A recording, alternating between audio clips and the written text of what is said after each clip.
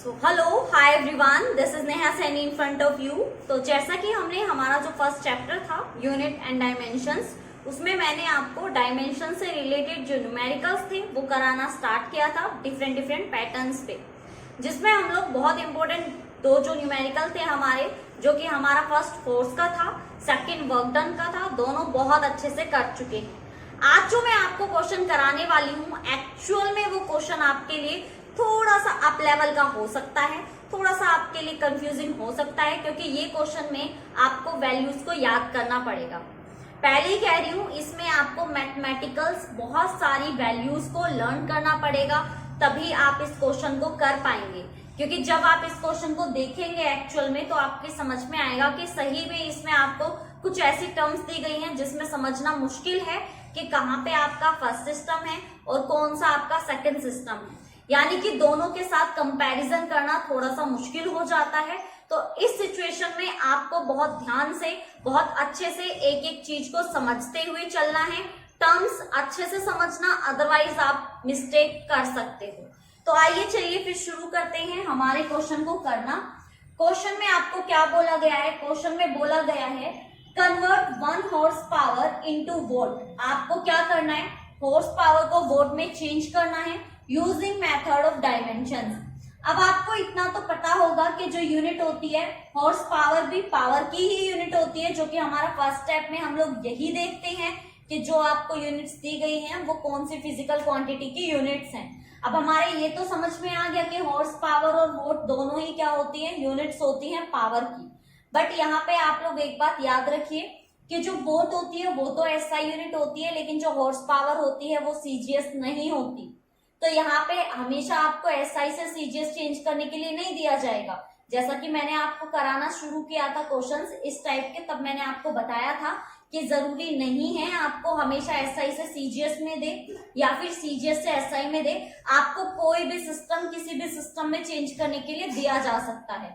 तो चलिए फिर स्टार्ट करते हैं। सबसे पहले जो स्टेप 1 होगा आपका, स्टेप 1 से शुरू करते हैं हम लोग यहाँ पे। तो आप लिखेंगे horse power and vote both are the units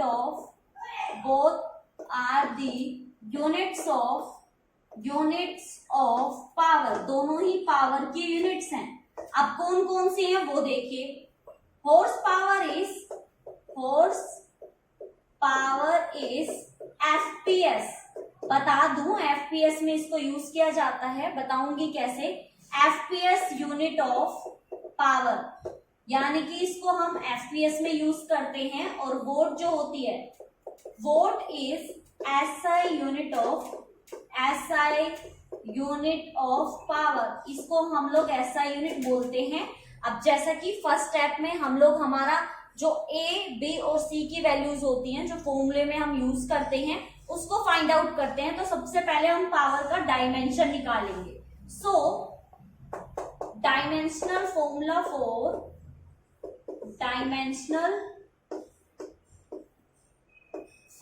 for power, बताइए जल्दी से, जल्दी बताओ भाई, पावर का डायमेंशनल फॉर्मूला क्या होता है? मैंने बहुत अच्छे से आपको बताया था, याद हो गया होगा, नहीं हुआ तो होना चाहिए।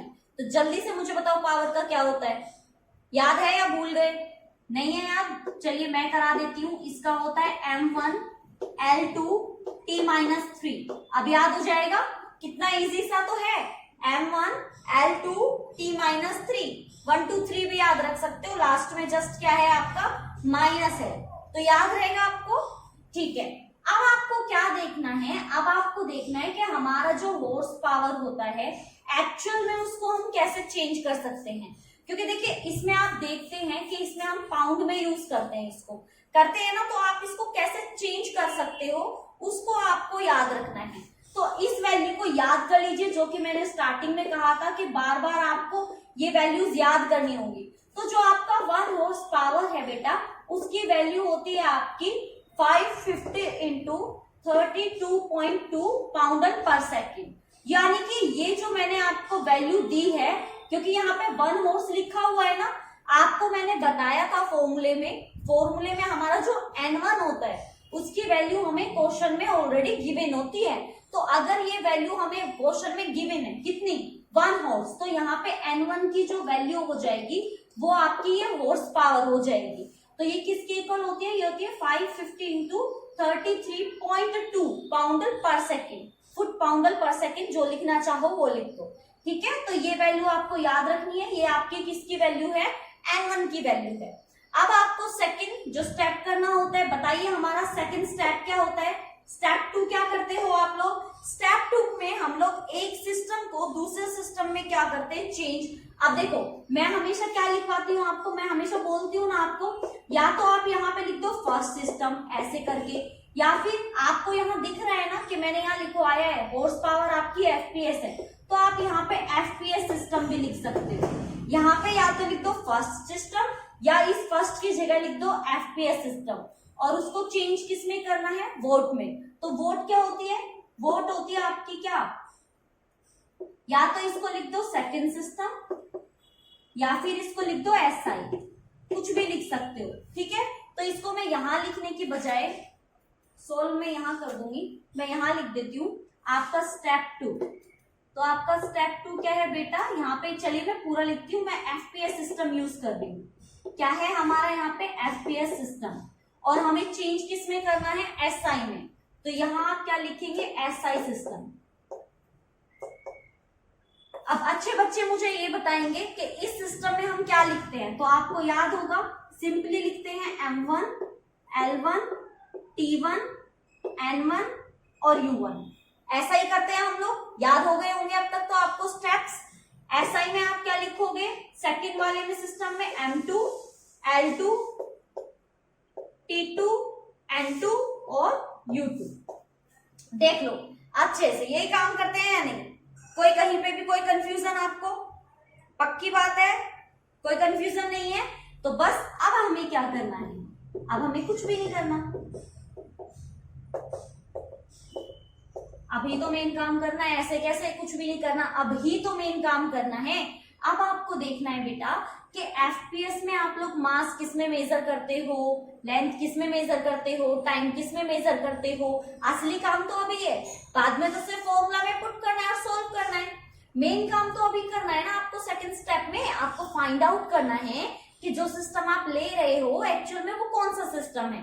तो देखो फिर हमारा जो M1 होता है वो हमारा FPS में है, तो बेटा मास को किस में यूज करते हैं, देखो FPS का मतलब क्या होता है, F का मतलब होता है फुट, और P का मतलब होता है पाउंड, और S का मतलब तो आपको पता है हमेशा सेकंड ही रहता है।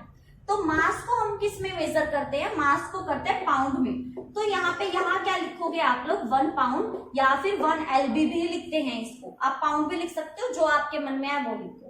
लेंथ जो होती है उसको हम यूज करते हैं फुट में, तो यहाँ पे आपके लिए क्या हो जाएगी 1 फुट। समझ में आया, सिंपली जो नाम है उसी के हिसाब से चलना है।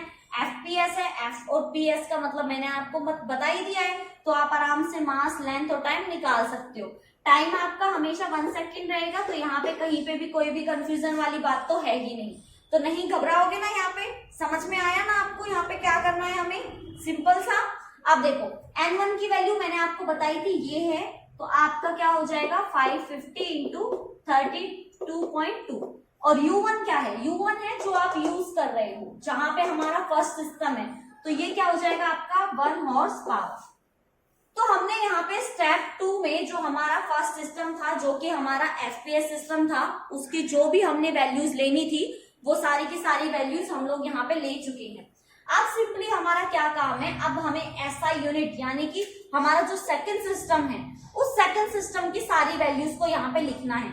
तो चलिए फिर स्टार्ट कीजिए। देखिए SI सिस्टम मैंने बहुत बार बता रखा है, SI सिस्टम फॉलो करता है MKS सिस्टम को, ठीक है। और MKS का मतलब क्या होता है, MKS का मतलब होता है मीटर, K का मतलब होता है kg और S का मतलब होता है यहाँ पे सेकेंड। अब तो लिख लोगे ना, ये सारा लिख दोगे ना, मास, लेंथ, टाइम, क्योंकि अब बचा ही क्या है, सब कुछ तो नाम में ही है। तो मास किस में मेजर करते हैं हम, केजी में, तो मैंने यहाँ पे लिख दिया 1 kg, क्योंकि मास को केजी में करते हैं। लेंथ को किस में करते हैं हम, मीटर में, तो यहाँ पे लिख दिया मैंने 1 मीटर। टाइम को किस में करते हैं, 1 सेकेंड में, तो मैंने लिख दिया यहाँ पे 1 सेकेंड। N2 की वैल्यू हमें क्वेश्चन में फाइंड आउट करनी होती है, तो वो तो कोई है नहीं, और यू आपका क्या है, ये आपकी वो यूनिट है जो आपको फाइंड आउट करनी है, यानी कि वोट। तो अब हमारे लिए स्टेप 2 बिल्कुल एकदम कंप्लीट हो चुका है। अब हमें कोई भी कंफ्यूजन नहीं है, सारा का सारा हमारा सेम हो चुका है। तो सिंपली अब आपको क्या करना है, अब आपको फॉलो करना है स्टेप 3। और स्टेप 3 क्या होता है, put all the values in formula. Simply formula में क्या करना है, आपको वैल्यूज को पुट करना है। और फॉर्मूला क्या होता है, देखो फॉर्मूला याद कर लो। फॉर्मूला होता है n2 is equal to n1, m1 bye m2 की power a, l1 bye l2 की power b, t1 bye t2 की पावर c। ये आपका क्या होता है, फॉर्मूला होता है। सिंपली जो भी आपने वैल्यूज फाइंड आउट की है। अच्छा एक बात बताओ, a b c की वैल्यू तो पता लग गई ना, m की पावर a होती है, l की पावर b होती है और t की पावर c। तो a b c कहां से आएगा वो पता लग गया। अब सिंपली चलो फाइंड आउट करो n2 की वैल्यू को। तो भाई n1 हमारा कितना है वो हम यहां से लिखेंगे 50 इंटू 32.2 और m1 की वैल्यू कितनी है 1 पाउंड। बेटा 1 पाउंड को ना आपको चेंज करना है 1 पाउंड को केजी में, और इसकी जो वैल्यू होती है वो आपको याद रखनी है 0.4536। ये आपकी केजी में होती है। और m2 आपका कितना होता है, m2 आपका 1 केजी, तो यहाँ पे कितना आ जाएगा 1 केजी। a कितना है, a आपका 1 है। l की पावर कितनी है, l आपकी 1 फुट है। और 1 फुट की वैल्यू भी आपको याद करनी है, बता दूं ये आपकी कितनी होती है, ये होती है 0.3048। ये भी आपको किस में लेनी है, मीटर में, क्योंकि मीटर में चेंज करके लिखना है। और 1 के यहाँ पे आपकी जो L2 की वैल्यू हो जाएगी वो कितनी है 1 मीटर। पावर कितनी है 2, तो याद रखोगे। टाइम आपका यहाँ 1 सेकेंड है, 1 सेकेंड है, पावर है -3। तो ये तो आपका पहले ही कैंसिल, सोचने की बात ही नहीं है, कुछ बचा ही नहीं है यहाँ सोचने के लिए। ये तो हम पहले ही क्या कर देंगे, चेंज कर देंगे, सिंपल सी बात है। ठीक है, तो यहाँ पे कुछ भी ऐसा चेंज करने वाली हमारी कोई वैल्यू रहेगी नहीं। तो अब आपको क्या देखना है कि यहाँ पे पावर 1 है और ये 1 केजी है, तो 1 केजी कैंसिल, यहाँ मीटर से मीटर कैंसिल। तो अब आपके पास n2 क्या बचेगा 550 330.2 इंटू 0.4536 इंटू। बेटा यहाँ गलती मत करना, यहाँ पे ध्यान से देखना, इस वैल्यू जो वैल्यू आपकी ये बची है कितनी 0.3048, इसका स्क्वायर है। यहाँ पे गलती हो सकती है, कई बार हम लोग भूल जाते हैं कि पावर भी दी हुई है। जब आप इस पावर को चेंज करोगे, यानी कि इसका स्क्वायर वगैरह करोगे, जब सारा इसको मल्टीप्लाई करोगे, कैलकुलेशन करोगे, तो ये लगभग आएगा आपका 746 के इक्वल। और बता दूं यही आपकी हॉर्स पावर की वैल्यू होती है। 1 हॉर्स पावर आपका इक्वल होता है 746 वोल्ट के। तो आपका यहाँ 1 हॉर्स पावर इक्वल हो जाएगा 746 वोल्ट के। ये आपका आंसर आ गया है ना। थोड़ा सा कंफ्यूजिंग था। फर्स्ट स्टेप जो आपको याद रखना है वो ये कि अगर आप पाउंड में चेंज करते हो 1 हॉर्स पावर को तो इतना आता है। अगर आप लोग 1 पाउंड को केजी में चेंज करोगे तो इतना आएगा। अगर आप 1 फुट को मीटर में चेंज करोगे तो इतना आएगा। बाकी के सारे स्टेप आपके वही हैं जो आप अब तक क्वेश्चंस में करते आए हैं। एक भी स्टेप आपका अलग नहीं है। एक सिस्टम दूसरा सिस्टम ये तो निकालना आपको अब तक आ ही गया है, कोई कंफ्यूजन नहीं है। हाँ मानती हूँ कि यहाँ पे 3 वैल्यूज, सिर्फ 3 वैल्यूज 1, 2 और 3 वैल्यूज पे ये क्वेश्चन डिपेंडेंट था। और भाई एग्जाम में आने लायक क्वेश्चन है, क्वेश्चन अच्छा है, पूछा जा सकता है। इस क्वेश्चन को बहुत अच्छे से करके देखो, नोट डाउन कर लो इसको अच्छे से, नोट्स बना लो और खुद से एक बार प्रैक्टिस जरूर कर लेना अगर चाहते हो कि एग्जाम में क्वेश्चन आए और आप कर दो। सिर्फ 3 वैल्यूज और ये क्वेश्चन आपका। अब आप पे डिपेंड करता है, सिर्फ इस 3 वैल्यू की वजह से आप इस क्वेश्चन को छोड़ दोगे, टफ मान लोगे, या फटाक से इन वैल्यूज को याद करके इस क्वेश्चन को अपने माइंड में रख लोगे। क्योंकि देखिए बाकी सारा स्टेप वही है जो अब तक हम बाकी के क्वेश्चंस में करते आए हैं। तो चलिए फिर इस क्वेश्चन को नोट डाउन कर लो, उसके बाद हम देखते हैं हमारा लास्ट एंड बहुत इंपॉर्टेंट सा एक क्वेश्चन। इस क्वेश्चन को अच्छे से कर लेना, ठीक है। तो चलिए फिर जल्दी से करते हैं हमारा नेक्स्ट क्वेश्चन। देखिए भाई अब हमें नेक्स्ट क्वेश्चन करना है। नेक्स्ट क्वेश्चन में भी हमें सेम कन्वर्जन करना है। लेकिन कहीं पे भी इस क्वेश्चन में ये नहीं बोला गया कि फर्स्ट सिस्टम आपका एसआई है, सेकंड सिस्टम आपका सीजीएस है, या फिर फर्स्ट या सेकंड सिस्टम के बारे में कोई भी आपको यहाँ पे कोई भी हिंट नहीं दिया गया है। आपको सिंपली बोल दिया गया है कि डेंसिटी है किसी मटेरियल की, उस डेंसिटी को आपको जो भी वैल्यूज दी गई है उस वैल्यूज को फाइंड आउट करने के बाद आपको कन्वर्जन करना है किसी दूसरे सिस्टम में, न्यू सिस्टम में, जबकि सिस्टम की कोई बात ही नहीं की गई है। तो ये क्वेश्चन आपके लिए सही में बहुत ज्यादा इंटरेस्टिंग होने वाला है, बहुत ही आपको करने में मजा आएगा, समझ में भी आएगा। बिल्कुल अलग तरह का, बिल्कुल अलग पैटर्न पे ये क्वेश्चन है। तो इस क्वेश्चन को थोड़ा सा ध्यान से करने की कोशिश कीजिएगा। अगर आप चाहते हैं ये क्वेश्चन आपको बहुत अच्छे से समझ में आ जाए तो इसको आपको खुद से एक बार प्रैक्टिस करनी होगी। तो आइए चलिए स्टार्ट करते हैं हमारे क्वेश्चन को करना कि एक्चुअल में हमें क्वेश्चन में क्या क्या पूछा गया है। करें फिर स्टार्ट। तो देखिए क्वेश्चन में आपको सबसे पहले क्या दिया गया है, the density of a material, कोई भी मटेरियल है जिसको आपको डेंसिटी दी हुई है इन सीजीएस सिस्टम, यानी कि आपको जो सिस्टम दिया गया है स्टार्टिंग में वो सीजीएस सिस्टम दिया गया है, is 8 gram centimetre cube inverse, यानी कि उसकी वैल्यू भी आपको पहले से ही गिवन है। फिर कहा है in a system in which unit of length is 5 centimetre, यानी कि कोई और सिस्टम है, पहला सिस्टम सीजीएस है, कोई और सिस्टम में नहीं पता एमकेएस है या कौन सा है आपका, कुछ नहीं बताया, ना ये बताया एफपीएस है, बस बोला है कि कोई दूसरा सिस्टम है जिसमें आपकी लेंथ दी गई है 5 सेंटीमीटर और जिसकी मास दी गई है 20 ग्राम, और बोला है what is density of material in new system, यानी कि नए सिस्टम में आपकी डेंसिटी की क्या वैल्यू होगी। बहुत ही इंटरेस्टिंग क्वेश्चन है सही में, क्योंकि आपको फर्स्ट सिस्टम देके दूसरे सिस्टम के बारे में कुछ नहीं कहा, बस सिंपली बोल दिया कि न्यू सिस्टम की वैल्यू निकालो। तो जैसा कि हम हमेशा करते हैं सॉल्यूशन में, सबसे पहले आप करेंगे आपका फर्स्ट स्टेप। फर्स्ट स्टेप में आप क्या लिखते हैं, अब हमें ये तो दिया नहीं गया कि सीजीएस है या फिर हमारी क्या है, कुछ नहीं, तो आप डायरेक्ट इसमें क्या करेंगे, लिखेंगे डायमेंशनल फॉर्मूला फॉर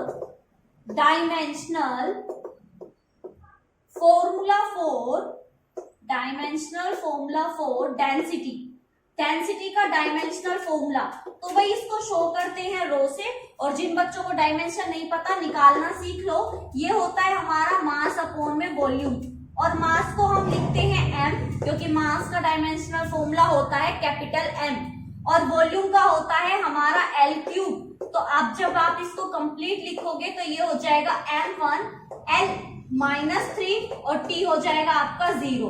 और जैसा कि आपको पता है फर्स्ट स्टेप से हम लोग हमारा जो फॉर्मूले में यूज होने वाली a, b और c की वैल्यूज है उनको फाइंड आउट करते हैं।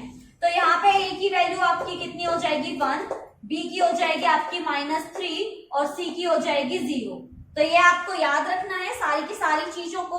अब हम स्टेप 2 में क्या करते हैं, स्टेप 2 में हम सिंपली हमारा फर्स्ट सिस्टम और सेकंड सिस्टम को लिखते हैं। तो फर्स्ट सिस्टम हमारा ऑलरेडी गिवन है क्या, सीजीएस सिस्टम। तो सीजीएस सिस्टम इसको मैं यहाँ पे लिख लेती हूँ। जो हमारा सेकंड सिस्टम है वो सिस्टम के बारे में हमें कोई नॉलेज नहीं है, सिंपली हमें बोल दिया गया है वो आपका न्यू सिस्टम है। तो आप यहाँ पे सिंपली लिख दो क्या, न्यू सिस्टम। समझ में आई आपको ये बात जो मैंने अभी अभी बोली। तो फर्स्ट सीजीएस में आप लोग क्या निकालोगे, m1 l1 t1 n1 u1, और न्यू सिस्टम में हम लोग क्या निकालेंगे, m2 l2 t2 n2 और u2। ये सारी की सारी वैल्यूज निकालने के बाद हमें हमारे नेक्स्ट स्टेप में सिर्फ और सिर्फ क्या करना है, फॉर्मूला में इन सारी वैल्यूज को पुट करना है और आंसर निकाल लेना है। अब तो आप परफेक्ट हो चुके हो ना इस काम में, अब तो आप फटाफट से कर लोगे। तो देखो सीजीएस सिस्टम में आपको पता है सी का मतलब सेंटीमीटर, जी का मतलब ग्राम होता है, एस का मतलब सेकेंड। तो हमारे सीजीएस सिस्टम में m1 की जो वैल्यू आएगी वो बेटा क्या आएगी, बताओ जल्दी से। m1 की वैल्यू आएगी हमारी कितनी, क्योंकि हमें क्या किया गया है, m1 आपको जो सीजीएस में हम यूज करते हैं वो किस में करते हैं, ग्राम में। तो कितना हो जाएगा, ये हो जाएगा हमारा 1 ग्राम, याद रहेगा। L1 यानी कि हमारी लेंथ को हम किस में लेते हैं, सेंटीमीटर में, क्योंकि यहाँ पे C का मतलब ही सेंटीमीटर होता है। टाइम आप किस में लोगे, सेकंड में, तो ये आपका क्या हो जाएगा 1 सेकंड। N1 की वैल्यू देखो, N1 मैंने आपको समझा रखा है क्वेश्चन में जब आपको यूनिट के बारे में बताया जाता है तो यूनिट के साथ जो आपकी डिजिट होती है, जो मैग्नीट्यूड होता है, वो मैग्नीट्यूड एक्चुअल में आपको वैल्यू दी जाती है N1 की। तो यहाँ पे N1 की वैल्यू कितनी आ जाएगी आपकी 8 ग्राम सेंटीमीटर क्यूब इमर्स, ठीक है। और U1 आपका क्या है CGS, तो हम क्या लिख देंगे यहाँ पे CGS। अब हमें बोला गया है न्यू सिस्टम के बारे में। अब न्यू सिस्टम के बारे में अगर हमें ये पता होता कि ये SI है तो हम MKS का यूज करके सिंपली लिख देते कि हमारा जो मास होगा वो 1 kg होगा, लेंथ होगी 1 मीटर होगी, टाइम 1 सेकेंड होगा, सब कुछ लिख देते। लेकिन हमें कोई भी क्वेश्चन में मेंशन नहीं है, हिंट हमें नहीं दी गई है, तो हम अपनी तरफ से कोई भी नहीं लिख सकते। अब हमें थोड़ी सी यहाँ पे अपनी कॉमन सेंस का यूज करना है और बहुत ही ध्यान से क्वेश्चन को देखते हुए हमें इस पे फोकस करना है। कैसे? देखो क्वेश्चन में ना आप ध्यान से देखो, आपको पहले से ही बोला है कि यहाँ तक तो हमें फर्स्ट सिस्टम के बारे में डिटेल दी, उसके बाद आपको क्या बोला, उसके बाद बोला इन ए सिस्टम इन विच, एक ऐसे सिस्टम में चेंज करो जिसमें unit of length is 5 centimetre, यानी कि यूनिट आपको कितनी लेनी है 5 सेंटीमीटर, एंड मास 20 ग्राम, तो मास आपको कितना लेना है 20 ग्राम, यानी कि आपको पहले से ही वैल्यूज गिवन है। समझ में आया? और टाइम का तो आपको पता ही है, टाइम तो आपका कोई भी हो वो तो हमेशा हम लोग कितना लेते हैं 1 सेकेंड, तो इसमें तो कोई कंफ्यूजन वाली बात थी ही नहीं। अब बात करते हैं N2 की। N2 अभी हमें पता नहीं है क्योंकि फाइंड आउट करना है और हमें ये भी नहीं पता हमारा सेकंड सिस्टम क्या है, तो हम इसके बारे में भी अभी कुछ भी नहीं बता सकते, कुछ भी नहीं कह सकते। अब हम करेंगे हमारा स्टेप 3। स्टेप 3 क्या होता है सारे बच्चे बताएंगे। Put the all the values, put all the values in formula. Simply फॉर्मूले में आपको सारी वैल्यूज को क्या करना है, पुट करना है। आप सबसे पहले फॉर्मूला पता होना चाहिए। फॉर्मूला होता है N2 is equal to N1, M1 bye M2 की power A, L1 bye L2 की पावर B और T1 बाय T2 की पावर C। सिंपली ये है। अब सारी वैल्यूज को पुट करो तो N1 मैंने आपको बताया कितना है 8 है, M1 की वैल्यू कितनी दी गई है आपको 1 ग्राम दी गई है, M2 की कितनी दी गई है आपको 20 ग्राम दी गई है, नहीं दी गई है। A की वैल्यू कितनी है 1 है, L1 आपको कितना दिया हुआ है 1 सेंटीमीटर दिया हुआ है, L2 आपको कितना दिया हुआ है 5 सेंटीमीटर दिया हुआ है, B की वैल्यू आपकी -3 है और C आपका कितना है, ये तो आपका 1 सेकेंड और 1 सेकेंड ऑलरेडी रहता ही है और पावर कितनी है 0। ये आपका हो गया यहाँ पे थर्ड स्टेप। फोर्थ स्टेप क्या होता है, सिंपली आप लिखेंगे fourth step solve the all the values given in the formula. जो भी हमने पुट किए वैल्यूज जो गिवन है वो सारी हमें क्या करनी है, सोल्व करनी है और हमें हमारा आंसर मिल जाएगा। तो करना शुरू करो। देखो 1 सेकेंड से 1 सेकेंड तो खुद से कैंसिल, कुछ सोचने की जरूरत ही नहीं है। यहाँ से 1 ग्राम से 1 ग्राम कैंसिल, यहाँ सेंटीमीटर से सेंटीमीटर कैंसिल। आपके पास क्या बचा, आपके पास बचा 8, नीचे बचा आपके पास 20 और यहाँ पे बचा आपके पास 1/5 और उसकी पावर -3। अब आपको पता होना चाहिए क्या कि यहाँ पे जो आपका 1/5 है ये माइनस में है ना, ऊपर जाएगा तो प्लस का हो जाएगा और 5 की जो क्यूब होती है वो होती है आपकी 125। देख लीजिए मैंने क्या किया है, जब आप इसकी पावर -3 को ऊपर लेके जाएंगे तो ये पॉजिटिव में हो जाएगा और जब आप इसको सोल्व करेंगे सारी की सारी वैल्यूज को तो आपके पास जो आंसर आएगा वो क्या आएगा, सिंपली आपको ये याद रखना है। ठीक है, समझ में आया मैंने एक्चुअल में बोला क्या है, समझ में आया या नहीं आया, मैं ऐसे ही बोले जा रही हूँ। आ गया ना समझ में सारी की सारी चीजें। तो अब आप इसको सिंपली क्या कर सकते हो, सोल्व आउट कर सकते हो। तो आप क्या करोगे, ये आपका 4 पे जाएगा और ये आपका कितने पे जाएगा, ये आपका चला जाएगा लगभग 25 पे। तो आपका 25 टू का कितना आ जाएगा 50। तो आपका जो आंसर आएगा, डेंसिटी जो आएगी आपकी वो कितनी आएगी 50 आएगी। तो ये चीज समझ में आई आपके। लास्ट में जो आंसर आएगा वो आपका एक्चुअल में आएगा 50। तो देखिए कितना आसान था, आपको क्वेश्चन में सिंपली सारी वैल्यूज गिवन थी। एक न्यू सिस्टम के बारे में पूछा गया था कि न्यू सिस्टम में आपकी डेंसिटी कितनी होगी, तो डेंसिटी कितनी आएगी आपकी 50 आएगी। था ना इजी सा क्वेश्चन, कितना आसान था, सारी वैल्यूज आपको गिवन थी, जस्ट आपको फॉर्मूले में पुट करना था और उसको सोल्व करना था। और ये तो मैंने आपको पहले ही कहा था बेटा आपको थोड़ा बहुत मैथमेटिक्स आना चाहिए। अगर आप थोड़ा बहुत मैथमेटिक्स जानते हो तो आपके लिए क्वेश्चंस कुछ भी नहीं है। तो अब ये हो चुके हैं हमारे जितने भी इससे रिलेटेड, इस पैटर्न से रिलेटेड हमारे जो डायमेंशनल जो हमारे न्यूमेरिकल्स थे वो अब हो चुके हैं। अब हम यहाँ पे बात करेंगे हमारी लिमिटेशंस के बारे में कि डायमेंशंस की ऐसी कौन सी लिमिटेशंस है जो हमारे डायमेंशन से हम फाइंड आउट नहीं कर सकते, क्योंकि सभी काम तो है जो हम डायमेंशन से कर सकते हैं। करेक्टनेस चेक, मतलब करेक्टनेस चेक कर सकते हैं कि कोई फॉर्मूला सही है या नहीं, एक सिस्टम से दूसरे सिस्टम में चेंज कर सकते हैं। तो ऐसी कौन कौन सी लिमिटेशंस है जो हमारी डायमेंशंस पे फॉलो होती है।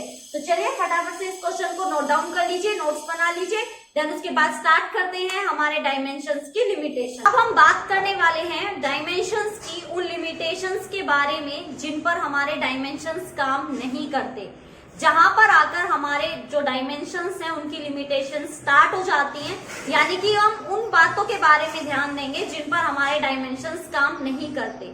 मैंने यहाँ पे कुछ पॉइंट्स लिखे हुए हैं, वन बाय वन हम इन पे बहुत ध्यान से एक एक बात पर आप ध्यान दीजिएगा, मैं कैसे क्या समझाना चाह रही हूँ, कहाँ पर हमारे डायमेंशंस काम करना बिल्कुल बंद कर देते हैं। तो चलिए फिर स्टार्ट करते हैं जानना कि हमारे जो डायमेंशंस हैं, जो हमें हमारी किसी भी फिजिकल क्वांटिटी के बारे में डिटेल देते हैं कि उसका मास कितना है, उसकी लेंथ कितनी है, उसका टाइम कितना टेकन है, उन सभी के बारे में हमारा डायमेंशन कहाँ पे अपनी लिमिट दिखाना स्टार्ट कर देता है। आइए चलिए देखते हैं।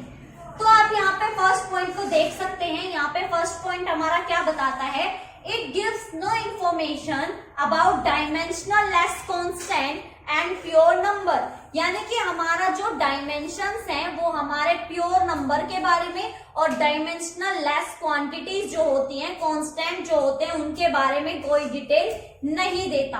फॉर एग्जाम्पल अगर मैं बात करूं प्लैंक्स कांस्टेंट की, तो हमारा डायमेंशन इसके बारे में कोई भी जानकारी नहीं देता। अगर मैं बात करूं पाई की, जो कि एक डायमेंशनल लेस कांस्टेंट है, जिसका कोई डायमेंशन नहीं है और ये खुद में एक कांस्टेंट है जिसकी वैल्यू फिक्स है, तो डायमेंशन जो है हमारा वो इसके बारे में भी कोई जानकारी नहीं देता। इसी तरह से जो हमारे प्योर नंबर होते हैं, 1 हो गया, 2 हो गया, 3 हो गया, हमारी डिजिट्स हो गई, हमारे नंबर्स हो गए, इनके बारे में भी हमारा जो डायमेंशन है वो कोई भी जानकारी हमें नहीं देता है। कहने का मतलब ऐसी कोई भी क्वांटिटी जो कांस्टेंट हो या ऐसा कोई भी नंबर जिसकी वैल्यू फिक्स होती है, जिसका नंबर फिक्स होता है, वो हमारा डायमेंशन से रिलेट नहीं करता। हमारे डायमेंशन उसके बारे में कोई भी जानकारी नहीं देते हैं। तो आई होप आपके फर्स्ट वाला पॉइंट बहुत अच्छे से समझ में आ गया होगा कि एग्जैक्टली यहाँ पे हमें क्या समझाया जा रहा है। अब आते हैं हम लोग हमारे सेकंड पॉइंट की तरफ कि हमें क्या बताया जा रहा है। सेकंड पॉइंट में हमें बोला गया है the method can not be used for driving relation involving trigonometrical and exponential functions. जिस भी इक्वेशन में या जिस भी रिलेशन में हमें ट्रिग्नोमेट्रिक फंक्शंस जैसे कि sine theta, cos theta, tan theta या फिर आपका कोट थीटा या फिर आपका और कौन कौन से होते हैं आपको ज्यादा अच्छे से पता होगा, और सेक हो गया हमारा, सेक थीटा हो गया, कोसेक थीटा हो गया, इन सब के बारे में अगर किसी भी क्वेश्चन में, किसी भी रिलेशन में या किसी भी इक्वेशन में ये ट्रिग्नोमेट्रिक फंक्शन आते हैं या फिर आपकी एक्सपोनेंशियल वैल्यू आती है, एक्सपोनेंशियल मतलब e की पावर में अगर आपकी कोई वैल्यू आ जाती है, तो ऐसे में डायमेंशन अपना काम करना बंद कर देता है और वो कोई भी आपको जानकारी नहीं देगा। आप उसको क्या नहीं कर पाएंगे, ड्राइव नहीं कर पाएंगे। जैसे हमने करेक्टनेस निकाली थी ना, करेक्टनेस भी निकाली थी, कन्वर्जन भी किया था डायमेंशन से रिलेटेड, ये सब आप नहीं कर पाएंगे अगर क्वेश्चन में या फिर रिलेशन में आपका ट्रिग्नोमेट्रिक फंक्शन या फिर एक्सपोनेंशियल फंक्शन आपको गिवन है। तो समझे, सेकंड वाला समझ में आया। पहला वाला बोलता है कि कांस्टेंट होगा तो कुछ कर नहीं पाएगा। सेकंड वाला बताते हैं अगर रिलेशन में आपका ट्रिग्नोमेट्रिक फंक्शन होगा या एक्सपोनेंशियल कोई भी फंक्शन होगा, उसकी कोई भी पावर होगी, तो भी हमारा डायमेंशन अपना काम करना बंद कर देता है और कोई भी आप रिलेशन ड्राइव नहीं कर पाएंगे। अब बात करते हैं हमारे थर्ड पॉइंट की। देखते हैं हमारा जो थर्ड पॉइंट है एक्चुअल में वो हमें क्या बताने की कोशिश करता है।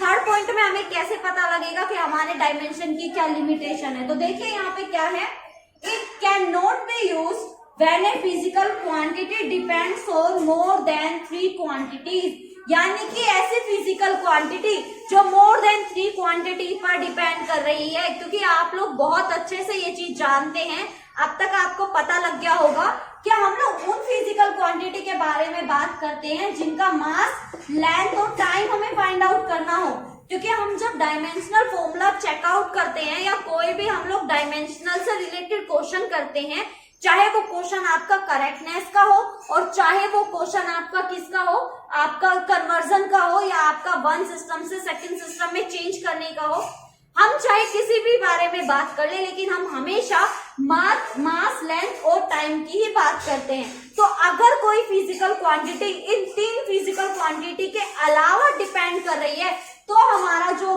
डायमेंशन है वो क्या नहीं होगा, यूज नहीं होगा।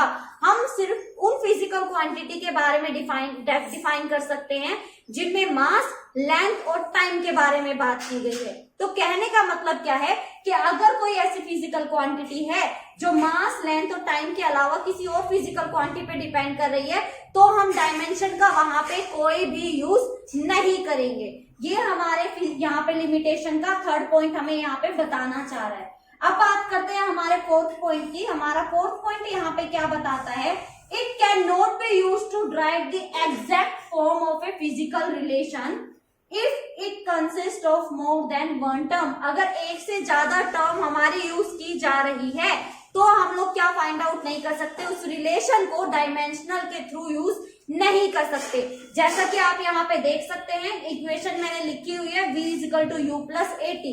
कहने का मतलब यहाँ पे हम लोग फेल हो जाते हैं रिलेशन को फाइंड आउट करना, क्योंकि यहाँ पे एक से ज्यादा टर्म को क्या किया गया है, यूज किया गया है। कैसे, आप देख सकते हैं v भी हमारी एक वेलोसिटी होती है जिसको हम फाइनल वेलोसिटी बोलते हैं और u भी हमारी वेलोसिटी ही होती है जिसको हम इनिशियल वेलोसिटी बोलते हैं। तो जब एक टर्म को ज्यादा बार दिया जाता है तो वहां पे हमारा डायमेंशन का जो रिलेशन है वो अपना काम करना बिल्कुल बंद कर देता है, वहां पर हमारी डायमेंशन की लिमिट आ जाती है। तो ये चीज आपके समझ में आई कि एग्जैक्टली हमारा जो फोर्थ पॉइंट है वो हमें क्या समझाना चाह रहा है।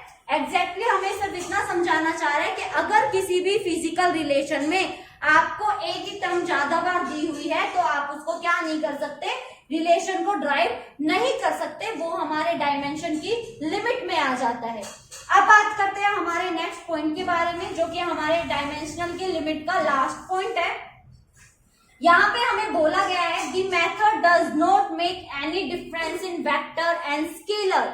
जैसा कि आप सब लोग जानते ही होंगे, हमारी जो फिजिकल क्वांटिटीज होती हैं उनको हम डिवाइड करते हैं 2 पार्ट्स में, एक होती है स्केलर और एक होती है वेक्टर। जो स्केलर होती है वो बस आपको मैग्नीट्यूड के बारे में जानकारी देती है, बट आपकी जो वेक्टर क्वांटिटीज होती है वो वेक्टर क्वांटिटीज आपकी डायरेक्शन की भी जानकारी देती है मैग्नीट्यूड के साथ साथ। तो जब आप बात करते हैं डायमेंशनल की, तो हमारा जो मेथड होता है ना डायमेंशन का, वो हमें ना तो ये बताता है कि जिस फिजिकल क्वांटिटी के बारे में आप बात कर रहे हो वो फिजिकल क्वांटिटी आपकी वेक्टर क्वांटिटी है या स्केलर क्वांटिटी है, वो ऐसी कोई जानकारी नहीं देती, ऐसी कोई भी आपको नॉलेज नहीं देती, क्योंकि हम फिजिकल क्वांटिटी में डायमेंशन में बस मास, लेंथ और टाइम की बात करते हैं। ना तो हम मास में बता सकते हैं, ना हम टाइम में, ना लेंथ में, यानी कि हमारी ना वेक्टर क्वांटिटी का पता लगेगा ना स्केलर क्वांटिटी का, यानी कि ये हमारे डायमेंशन की क्या बन जाती है, लिमिटेशंस। तो भाई ये हमारी 5 लिमिटेशंस थी जो हमारे डायमेंशंस पे क्या होती हैं, लागू होती हैं, जिसमें आप ये पता नहीं कर सकते हो कि डायमेंशन जो है वो इन सब के बारे में कोई जानकारी देगा भी या नहीं। तो ये सभी लिमिटेशंस आपको याद रखनी है, बहुत ज्यादा इंपॉर्टेंट है। एग्जाम में आपसे 3 मार्क्स में पूछा जा सकता है, राइट डाउन द क्वेश्चन, या फिर आपसे पूछ लेगा write down the limitations of method of dimensions, यानी कि जो हम मेथड यूज करते हैं डायमेंशंस का ड्राइव करने के लिए किसी भी फिजिकल क्वांटिटी को, वो कहाँ पे आके आपका रुक जाता है, यानी कि लिमिट आपकी आ जाती है। तो यहाँ पे लिमिटेशंस के साथ हमारा जो फर्स्ट चैप्टर है यूनिट एंड डायमेंशन वो हमारा फिनिश होता है। आई होप आपने सारे नोट्स बना लिए होंगे, जितने भी मैंने आपको मेथड्स कराए हैं, डायमेंशंस कराए हैं, क्वेश्चंस कराए हैं, वो सब आपने बहुत अच्छे से प्रैक्टिस भी कर ली होगी, प्रिपरेशन कर ली होगी और नोट्स भी बना लिए होंगे। और अगर नहीं बनाए हो तो मैं आपसे रिक्वेस्ट करती हूँ कि प्लीज आप नोट्स बना लीजिए, ये आपके लिए बहुत ज्यादा हेल्पफुल होने वाला है। और अगर आपको फर्स्ट चैप्टर में कहीं भी किसी भी टॉपिक पे, किसी भी पॉइंट पे, किसी भी क्वेश्चन में अगर आपको कोई प्रॉब्लम आती है तो आप मुझे कमेंट करके बता दीजिए, मैं उसी टॉपिक को दोबारा से आपको करा दूंगी। लेकिन आपको कोई कंफ्यूजन नहीं होनी चाहिए, आपको उस टॉपिक के बारे में जो भी मैंने आपको कराया सबके बारे में बहुत अच्छे से नॉलेज होनी चाहिए। तो आई होप सब बहुत अच्छे से आपने कर लिया होगा। कहीं भी कंफ्यूजन हो तो बेझिझक मुझे कमेंट कर दीजिए। आपसे मैं आज एक टास्क देके जाती हूँ कि अगर आपको मेरी वीडियोस पसंद आ रही है, आपको हमारा चैनल पे जो भी हम आपको कंटेंट प्रोवाइड करा रहे हैं अगर आपको पसंद आ रहा है तो प्लीज चैनल को सब्सक्राइब कर दीजिए, बेल आइकन ऑन कर दीजिए ताकि आपके पास नोटिफिकेशन जाए। अपने फ्रेंड्स के साथ, अपने दोस्तों के साथ, अपने क्लासमेट्स के साथ चैनल को प्लीज शेयर कीजिए ताकि उनके पास भी ये वीडियोस जाएं, उनको भी नॉलेज मिले और अच्छे से आपका कोर्स कंप्लीट हो। हम यहाँ पे दुआ करेंगे आपके लिए, होप करेंगे, विशेष करेंगे कि आपका कोर्स डिप्लोमा बहुत अच्छे से पूरा हो और आपका प्लेसमेंट कॉलेज की तरफ से और एक बहुत अच्छे पैकेज के साथ हो। तो इन्हीं दुआ और विशेष के साथ आपसे विदा चाहूंगी, मिलूंगी नेक्स्ट जो हमारा चैप्टर होगा उसमें। तब तक के लिए प्रिपरेशन करते रहिए, पढ़ते रहिए। Okay, bye bye, take care.